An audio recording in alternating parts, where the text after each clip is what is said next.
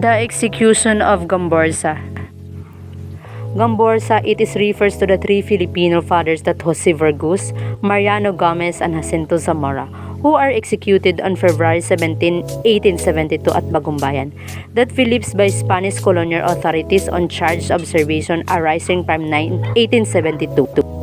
The death of Gamborsa awakened strong feelings of anger and resentment among the Filipinos. They questioned Spanish authorities and demand reforms.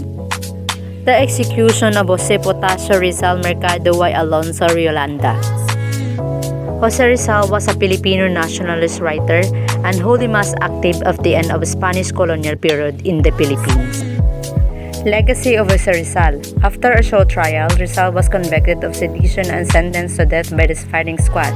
Rizal's public execution was carried out in Manila on December 30, 1896, when he was 31 years old. His execution created more opposition to Spanish rule. The Spanish colonization in the Philippines. The Spanish colonial era began when the European explorer named Ferdinand Magellan arrived with his army in 1521 but lost in a battle against Lapu-Lapu in Mactan. Permanent settlement was established when another expedition arrived that was when the abuse of power flourished and Filipino rights were set aside. Forced labor was imposed, requiring physically healthy men to work. They would be separated from their family and some even suffered fatality. Unreasonable taxes were collected, goods were forced to be sold, gallant trade was corrupted, and other activities were controlled. The American period. Fighting broke out between American force and a Filipino nationalist led by Emilio Aguinaldo who sought independence rather than a change in the colonial rules.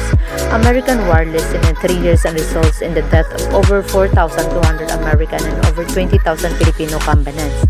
As many as 200 fighting Filipinos died from violence, famine, and the war was July 4, 1902.